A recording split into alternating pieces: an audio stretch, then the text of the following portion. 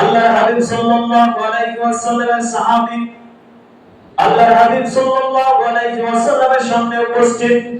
এই মুহূর্তে মত অবস্থায় আল্লাহর হাবিব সাল্লাল্লাহু আলাইহি ওয়াসাল্লামের সাহাবী আল্লাহর হাবিবকে বলেন, ইয়া রাসূলুল্লাহ, ইয়া হাবিবাল্লাহ, আমার স্ত্রী আজকে হজ্জের মধ্যে রওনা হয়েছে। ইয়া রাসূলুল্লাহ, ইয়া হাবিবাল্লাহ, আমার স্ত্রী মক্কাতুল মুকাররমার মধ্যে রওনা হয়েছে। আল্লাহর হাবিব সাল্লাল্লাহু আলাইহি ওয়াসাল্লামকে ওই সাহাবী বলা মাত্র সাহাবীকে আল্লাহর হাবিব সাল্লাল্লাহু আলাইহি ওয়াসাল্লাম বলেন, ও সাহাবী, তোমার স্ত্রী হজ্জের মধ্যে যাচ্ছে তুমি বলতেছো, কিন্তু আমার সাহাবী, তোমার স্ত্রী যে আজকে হজ্জের মধ্যে যাচ্ছে, তোমার স্ত্রী কি মাহরাম বাইরে মাহরাম, এই জিনিসটা কি বিবেচিত করে যাচ্ছেন কিনা? আল্লাহর হাবিব সাল্লাল্লাহু আলাইহি ওয়াসাল্লামকে সাহাবী বলেন, ইয়া রাসূলুল্লাহ, ইয়া হাবিবাল্লাহ, আমার স্ত্রী হজ্জের মধ্যে একা একা যাচ্ছে, কোন ধরনের মাহরাম পুরুষ তার সঙ্গে নয়। আল্লাহর হাবিব সাল্লাল্লাহু আলাইহি ওয়াসাল্লাম সাহাবীকে বললেন, ও সাহাবী, তুমি তোমার স্ত্রীকে নিয়ে হজ্জের মধ্যে যাও। আল্লাহর হাবিব সাল্লাল্লাহু আলাইহি ওয়াসাল্লামকে সাহাবী বলেন, ইয়া রাসূলুল্লাহ, ইয়া হাবিবাল্লাহ, আমি হজ্জের মধ্যে যাব আপনি বলতেছেন, কিন্তু আল্লাহর রাসূল, আপনি যুদ্ধের ময়দানে যাওয়ার জন্য আমি সাহাবীকে আপনার সৈন্যদের তালিকার মধ্যে নিযুক্ত করেছেন। ইয়া রাসূলুল্লাহ, ইয়া হাবিবাল্লাহ, আমি আপনার সাথে যুদ্ধের ময়দানে যাব, একটা জায়গার মধ্যে যাওয়ার জন্য আমাকে নিযুক্ত করা হয়েছে। আল্লাহর হাবিব সাল্লাল্লাহু আলাইহি ওয়াসাল্লাম সাহাবীকে বলেন, সাহাবী, তুমি আর যুদ্ধের ময়দানে যাওয়া লাগবে না। ওই যুদ্ধের ময়দান থেকে সর্বোত্তম জায়গা হচ্ছে গিয়ে তুমি এই মুহূর্তে তোমার স্ত্রীর সাথে হজ্জের মধ্যে যাও। আল্লাহর হাবিব সাল্লাল্লাহু আলাইহি ওয়াসাল্লামের সাহাবী বলেন, ইয়া রাসূলুল্লাহ, ইয়া হাবিবাল্লাহ, আমার বড় ইচ্ছা ছিল আপনি নবীর সাথে যুদ্ধের ময়দানে যাব, কিন্তু আল্লাহর হাবিব, আপনি আমাকে যুদ্ধের ময়দানে না যাওয়ার জন্য নিষেধ দিতেছেন, অথচ আমি সাহাবীকে আপনি বলতেছেন আমার স্ত্রীর সঙ্গে হজ্জের মধ্যে যাওয়ার জন্য। আল্লাহর হাবিব সাল্লাল্লাহু আলাইহি ওয়াসাল্লাম সাহাবীকে বলেন, সাহাবী, তুমি যুদ্ধের ময়দানে গিয়ে তোমার কোনো ফায়দা হবে না। যদি তোমার স্ত্রী মক্কাতুল মুকাররমার মধ্যে একা একা গিয়ে পৌঁছায়, তাহলে ওই রাস্তার মধ্যে বিপদ আসতে পারে, রাস্তা নিরাপদ নয়। ওই রাস্তা দিয়ে যাওয়ার সময় তোমার স্ত্রীকে তুমি একা একা ছেড়ে দিও না। ও সাহাবী, তোমার স্ত্রীকে নিয়ে তুমি হজ্জে যাও, আর হজ্জে যদি তোমার স্ত্রীকে তুমি নিয়ে যাও, তাহলে বুঝেন আমরা মাসআলার বিষয় যদি না জেনে এই হাদিসটা যদি আমরা অন্তত অনুসরণ করি, যে আল্লাহর হাবিব সাল্লাল্লাহু আলাইহি ওয়াসাল্লামের সাথে আল্লাহর রাসূলের সাহাবী হজ্জে যুদ্ধের ময়দানে যাবেন, কত গুরুত্বপূর্ণ বিষয়, তিনি যুদ্ধের ময়দানে যাবেন, অথচ আল্লাহর হাবিব বলতেছেন, সাহাবী, তুমি যুদ্ধের ময়দানে যাওয়ার চাইতে আরো বড় হলো গিয়ে তুমি তোমার স্ত্রীর সাথে হজ্জের মধ্যে যাও। তোমার স্ত্রীকে সফরের মধ্যে তুমি একা একা ছেড়ে দিও না, তোমার স্ত্রীকে সাথে নিয়ে তুমি সফরে যাও। তাহলে নিরাপদ পথের জন্য, রাস্তার জন্য স্ত্রীকে সাথে নিয়ে যাওয়ার জন্য আল্লাহর হাবিব সাল্লাল্লাহু আলাইহি ওয়াসাল্লাম বলেছেন যে তোমরা গায়রে মাহরাম এই বিষয়টা ফলো করে তোমরা সফর করো। মহিলাদের ক্ষেত্রে আল্লাহর হাবিব সাল্লাল্লাহু আলাইহি ওয়াসাল্লাম এই নির্দেশ দিয়েছেন। এখন যদি আমরা আসি যে আল্লাহর হাবিব সাল্লাল্লাহু আলাইহি ওয়াসাল্লামের এই হাদিস আমরা শুনেছি যে আল্লাহর হাবিব সাল্লাল্লাহু আলাইহি ওয়াসাল্লাম বলেছেন যে যুদ্ধের ময়দানে যাওয়ার চাইতে আরো শ্রেষ্ঠতম হলো গিয়ে আপনার স্ত্রীকে আপনি পর্দার মধ্যে রাখবেন, আপনার স্ত্রীকে আপনি নিরাপদ পথের মধ্যে দিবেন, নিরাপদ সফরের মধ্যে দিবেন। তাহলে আল্লাহর হাবিব সাল্লাল্লাহু আলাইহি ওয়াসাল্লাম সফরের কথা বলেছেন, যে মক্কাতুল মুকাররমা অনেক দূরের রাস্তা, সেই জায়গার মধ্যে যাবেন। আল্লাহর হাবিব সাল্লাল্লাহু আলাইহি ওয়াসাল্লামের রওজা মুবারক আপনি আমি জিয়ারত করতে পারবো কিনা? যে জিয়ারত না করলে কি হবে, করলে কি হবে?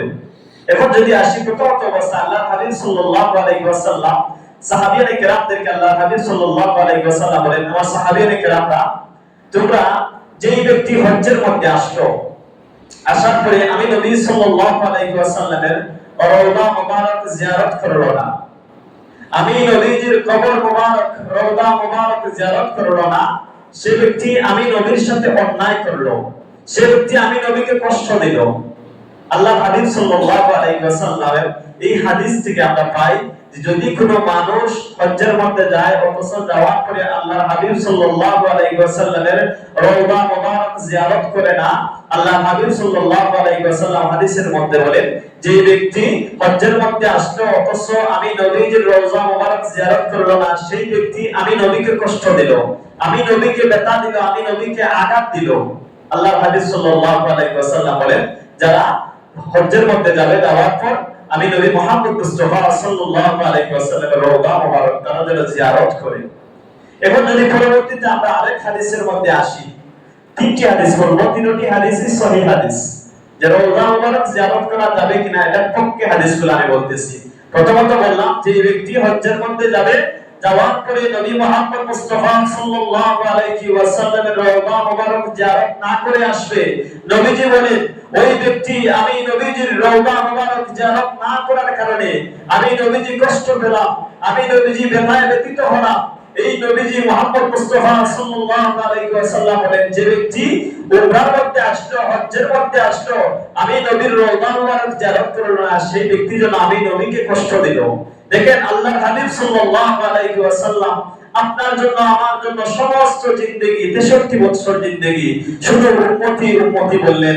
আর সেই নবীজি রওজাতুল মুবারকের মধ্যে, রওজা মুবারকের মধ্যে আছেন, সেই নবীজি বলতেছেন যে এই নবীজি বলতেছেন আমার মক্কাতুল মুকাররমার মধ্যে যে সমস্ত আমার উম্মতেরা আসলো, আসার পর আমি নবীজির রওজা জিয়ারত করলো না, সেই ব্যক্তি আমি নবীকে কষ্ট দিল। এখন নবীজি দুনিয়ায় থাকা অবস্থায় 63 বছর জিন্দেগি উম্মতি উম্মতি বলে কান্না করলেন। আবার সেই নবীজি কাফির মুশরিকদের হাতে পাথরের ঢিল খেলেন, নবীজি কত জায়গার মধ্যে আঘাত পেলেন, ব্যথায় ব্যথিত হলেন। যেই নবীজি দুনিয়া থাকার পরে কষ্ট পেতেন, এই নবীজি বলতেছেন আমি যখন রওজা মুবারকের মধ্যে থাকবো, আমার কোন উম্মত যখন আমার রওজা মুবারক জিয়ারত না করে হজ করে চলে যাবে, সেই উম্মত আমি নবীকে কষ্ট দিল। অথচ নবীকে কষ্ট দিলে আপনার হজ জীবনেই কবুল হবে না। এজন্য পরবর্তী হাদিসের মধ্যে আমরা যদি আসি, আল্লাহর হাবিব সাল্লাল্লাহু আলাইহি ওয়াসাল্লাম বলেন মান যারা কবরি ওয়া মান যারা হাশরি ওয়াজাবাত লাহু শাফাআতি। আল্লাহর হাবিব সাল্লাল্লাহু আলাইহি ওয়াসাল্লাম বলেন যে ব্যক্তি আমি নবীজির কবরকে জিয়ারত করলো, মান যারা কবরি ওয়া মান যারা হাশরি, যে ব্যক্তি আমি নবীজির কবরকে জিয়ারত করলো, কাল হাসরের ময়দানে ওয়াজাবাত লাহু শাফাআতি, আমি নবীজির জন্য ওই উম্মতকে শাফায়াত করা আমি নবীজির প্রতি ওয়াজিব হয়ে যায়। সুবহানাল্লাহ। তাহলে দেখেন আল্লাহর হাবিব বলতেছেন আমি নবীজির রওজা মুবারক যেই উম্মত জিয়ারত করবে, সেই উম্মতের জন্য কাল কিয়ামতের ময়দানে ওমান যারা হাশরি, কাল হাসরের ময়দানে আমি নবীজির জন্য শাফায়াত করা সেই উম্মতের জন্য ওয়াজিব হয়ে যায়। সুবহানাল্লাহ। তাহলে দুইটি হাদিস পেলাম। তিন নম্বরে আরেকটি হাদিস, আল্লাহর হাবিব সাল্লাল্লাহু আলাইহি ওয়াসাল্লাম বলেন যেই ব্যক্তি মক্কাতুল মুকাররমার মধ্যে আসলো, আসার পর মদিনাতুল মুনাওয়ারার মধ্যে আসলো, আসার পর আমি নবী মুহাম্মদ মুস্তাফা সাল্লাল্লাহু আলাইহি ওয়াসাল্লামের রওজা মুবারক জিয়ারত করলো, সেই ব্যক্তি যেন আমি নবী দুনিয়ায় থাকা অবস্থায় আমি নবীজির জীবন দশায় আমি নবীজির সাথে সেই ব্যক্তি সাক্ষাৎ করলো। সুবহানাল্লাহ। তাহলে বুঝেন নবীজি বলতেছেন যে যদি নবীজির কোন উম্মত মদিনাতুল মুনাওয়ারার মধ্যে গিয়ে আল্লাহর হাবিব সাল্লাল্লাহু আলাইহি ওয়াসাল্লামের রওজা মুবারক জিয়ারত করে, নবীজি বলতেছেন সেই ব্যক্তি যদি আমার ইন্তেকালের পরে আমার রওজা মুবারক জিয়ারত করে, তাহলে সেই উম্মত যেন আমি নবীজির জীবন দশায় আমি নবীজি জীবিত থাকা অবস্থায় যেভাবে একজন মানুষ আরেকজন মানুষের সাথে সাক্ষাৎ করে মোলাকাত করে, আল্লাহর হাবিব সাল্লাল্লাহু আলাইহি ওয়াসাল্লাম বলেন যেই ব্যক্তি আমি নবীজির রওজা মুবারক জিয়ারত করলো, সেই ব্যক্তি যেন আমি নবীজির জীবন দশায় আমি নবীজির সাথে সাক্ষাৎ করলো। সুবহানাল্লাহ। তাহলে এখন বুঝেন আল্লাহর হাবিব সাল্লাল্লাহু আলাইহি ওয়াসাল্লামের রওজা মুবারক জিয়ারতের ফজিলত কেমন। এখন যদি আমরা আসি এগুলা বিরোধিতা কারা করে, আল্লাহর হাবিব সাল্লাল্লাহু আলাইহি ওয়াসাল্লামের রওজা মুবারক জিয়ারত করা যাবে না, এগুলা কারা করে? এগুলা হচ্ছে কি গুস্তাখে রাসূল, যারা আল্লাহর হাবিব সাল্লাল্লাহু আলাইহি ওয়াসাল্লাম বিদ্বেষী, যারা নবী বিদ্বেষী, যারা আল্লাহ ওয়ালা বিদ্বেষী, যারা আল্লাহর ওলি বিদ্বেষী, তারাই কেবল মাত্র করে, যারা হাদিস বিদ্বেষী, কোরআন বিদ্বেষী, তারাই কেবল মাত্র করে আল্লাহর হাবিব সাল্লাল্লাহু আলাইহি ওয়াসাল্লামের রওজা মুবারককে জিয়ারত করা থেকে মানুষকে বিরত রাখতে। কারণ তারা চায় যদি আল্লাহর হাবিব সাল্লাল্লাহু আলাইহি ওয়াসাল্লামের উম্মতের অন্তরের মধ্যে চুল পরিমাণ ইশক থাকে, মহব্বত থাকে, তাহলে ওই উম্মতেরা কখনো নবীজি যেই জায়গার মধ্যে শায়িত, যেই জায়গার মধ্যে ঘুমন্ত, যেই জায়গার মধ্যে আল্লাহর হাবিব সাল্লাল্লাহু আলাইহি ওয়াসাল্লাম রওজা মুবারকের মধ্যে জিন্দা, আমরা হায়াতুন নবী জিন্দা নবী হিসেবে সেই নবীকে মানি। সেই নবীর রওজা মুবারকের মধ্যে যখন তার কোন উম্মত গিয়ে সালাম দেয়, সালাম দেওয়ার পর আল্লাহর হাবিব সাল্লাল্লাহু আলাইহি ওয়াসাল্লাম সালামের জবাব দেন।